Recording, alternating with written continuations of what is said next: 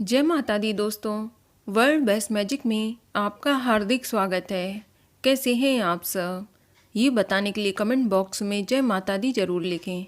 दोस्तों, आज हम इस वीडियो में सुनेंगे दशा माता की चौथी कहानी, जो इस प्रकार है।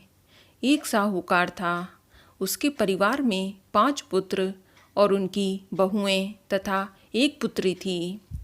पुत्री का विवाह हो चुका था, परंतु उसका गौना नहीं हुआ था। इस कारण वह भी अपने माता पिता के घर में ही रहा करती थी। एक दिन साहूकार की पत्नी दशा माता का डोरा ले रही थी। उसकी बहुओं ने भी डोरे लिए। बहुओं ने अपनी सास से पूछा कि क्या ननद के लिए भी डोरा लेना है। सास ने कहा हाँ। इस पर बहुओं ने कहा कि उनकी तो विदाई होने वाली है। यदि व्रत से पहले ही विदा हो गई तब क्या होगा। सास ने उत्तर दिया कि मैं व्रत का सारा सामान साथ में रख दूंगी। वह अपने ससुराल में पूजा कर लेगी। ऐसा ही हुआ। उसके ससुराल से लेने उसका पति आ गया। माँ ने बेटी को विधि पूर्वक विदा किया और उसकी पालकी में पूजा का सब सामान भी रखवा दिया। लड़की जब अपने ससुराल पहुंची तो उसे घर के आंगन में गलीचा बिछा कर बैठाया गया। आस पड़ोस की महिलाएं नई बहू को देखने आने लगीं। सब उसकी सुंदरता और गहने कपड़ों की तारीफ करने लगे। किसी की निगाह उसके गले में बंधे डोरे पर पड़ गई और वह बोली, बहू की माँ बड़ी टोटके वाली लगती है। सबकी निगाहें उसकी बात सुनकर उसके गले में पड़े डोरे पर पड़ी। सभी स्त्रियां डोरे के बारे में अपनी अपनी राय प्रकट करने लगीं। शाम को सास, ननद, देवरानी, जेठानी और घर की सभी स्त्रियां भी उसी डोरे की चर्चा करने लगीं। सब डोरे की निंदा कर रही थीं। सुबह से शाम तक डोरे के बारे में सुनते सुनते बहू का दिमाग खराब हो गया। उसने डोरे को गले से उतार कर जलती हुई आग में डाल दिया। डोरे के जलते ही सारे घर में आग लग गई। घर में रखा सब सामान धन धान्य जल गया। सब आदमी अपने अपने प्राण बचाकर घर से भागे। अब घर में केवल नई दुल्हन और उसका पति रह गया। बाकी सब भाग गए थे। घर का सारा सामान जल गया था। घर में अब न खाने को अन्न था और न ही पहनने के लिए वस्त्र बचे थे। इसीलिए दोनों पति पत्नी गांव छोड़कर रोजगार खोजने चल दिए। चलते चलते वे उसी गांव में पहुंच गए जहां की वह लड़की थी। लड़की ने अपने पति से कहा कि तुम यहाँ भाड़ झोंको और मैं भी कुछ काम ढूंढती हूँ। पत्नी का कहना मानकर वह भाड़ झोंकने लगा और वह स्वयं एक कुएं में जाकर बैठ गई। उस कुएं पर सारे गांव की स्त्रियां पानी भरने आया करती थीं। उस लड़की की भाभियां भी उस कुएं पर पानी भरने आईं, परंतु उन्होंने अपनी ननद को नहीं पहचाना। वह उससे बोली कि तुम तो किसी भले घर की लड़की मालूम होती हो। कुछ काम करना चाहती हो तो बोलो। लड़की बोली, काम तो करूँगी, परंतु कोई नीच काम नहीं करूँगी। बड़ी भाभी बोली, हमारी ननद ससुराल चली गई है। तुम हमारे बच्चों की देखभाल करती रहना और हमारे घर से सीधा लेकर अपना भोजन बना लिया करना। लड़की इस काम के लिए राजी हो गई। लड़की की भाभियाँ अपने घर आईं और सास से बोली कि कुएं पर एक अनाथ लड़की बैठी है। वह हमारे घर रहने और बच्चों की देखभाल करने के लिए राजी है। आप कहो तो हम उसे रख लें। सास ने कहा, खुशी से रख लो, परंतु आपस में कलह मत करना। सब बहुएं राजी हो गईं। वे वापस कुएं पर आईं और उसे घर ले आईं। वह अपने भतीजे और भतीजियों की देखभाल करने लगी और अपना जीवन निर्वाह करने लगी। एक दिन दशा माता का डोरा लेने का अवसर आया। सास के कहने पर सब बहुओं ने डोरा लिया। बहुओं ने सास से पूछा कि क्या इस लड़की के लिए भी डोरा लेना है। सास ने कहा हाँ। बहुओं ने कहा, इसी प्रकार आपने ननद जी के लिए भी डोरा ले लिया था, परंतु पूजा से पहले उनकी विदाई हो गई। अब इस लड़की को डोरा दिलाना चाहती हैं। यदि ये पूजा से पहले चली गई तो क्या होगा। सास बोली, तुम्हारी ननद ने अपने घर जाकर पूजा की होगी।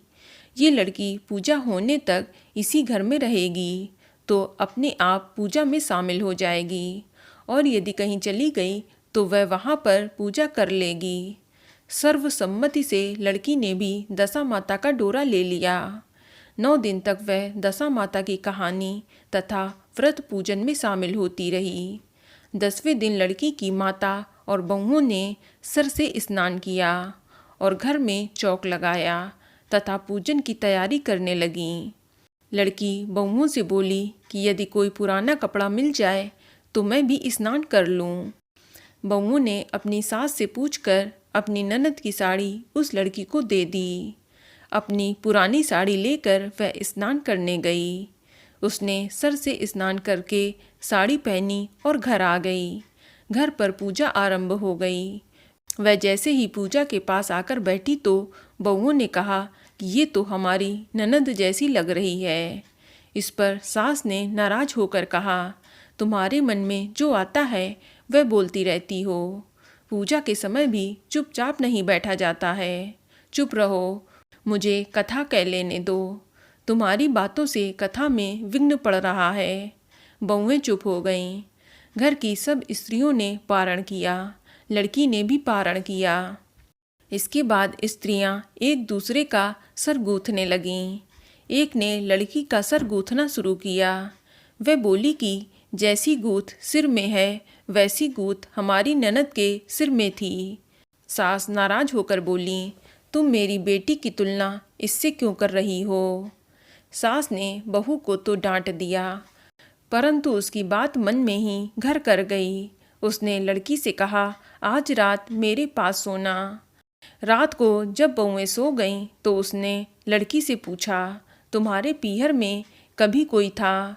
उसने जवाब दिया, मेरे 5 भाई और भाभियाँ थीं, तुम जैसे माता पिता थे। उसने फिर पूछा कि क्या हुआ। लड़की बोली, पीहर में मैंने दशा माता का डोरा लिया था। उसके पूजन से पहले ही ससुराल के लिए विदा हो गई।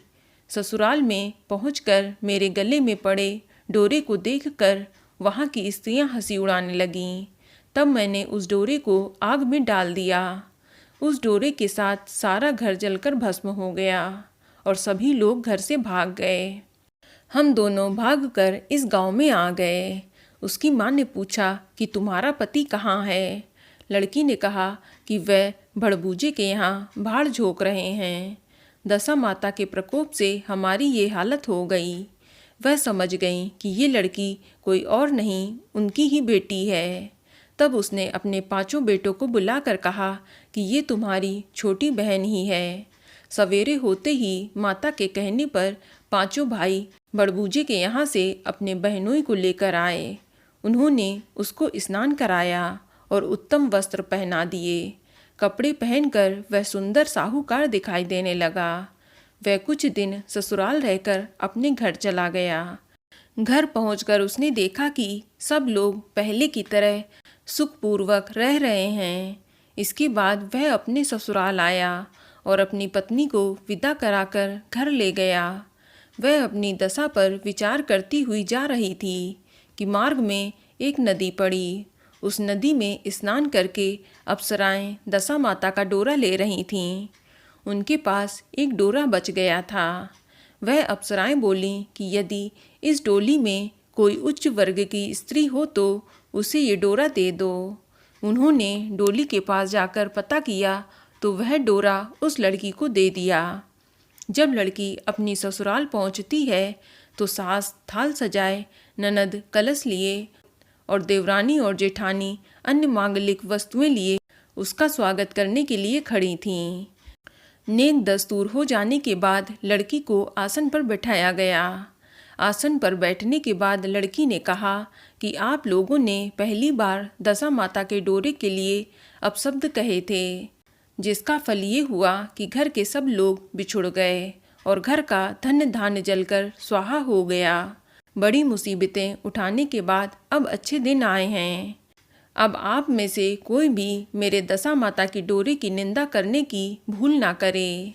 जब मेरा व्रत हो तब सब श्रद्धापूर्वक पूजा करें। सब ने खुशी खुशी उसकी बात मान ली और 9 दिन तक व्रत चलता रहा और 10वें दिन विधि पूर्वक डोरे की पूजा की गई। 7 सुहागनों को न्योता दिया गया, उनका श्रृंगार करके आंचल भरा गया। इस प्रकार दशा माता का पूजन समाप्त हुआ। जिस प्रकार दशा माता ने उस लड़की के दिन फेरे, वैसे ही सब पर दया करें। तो बोलो दशा माता की जय। तो दोस्तों, दशा माता की ये कहानी आपको कैसी लगी हमें कमेंट करके अवश्य बताएं। इस वीडियो को लाइक करें, शेयर करें और साथ ही साथ चैनल को सब्सक्राइब करें। धन्यवाद।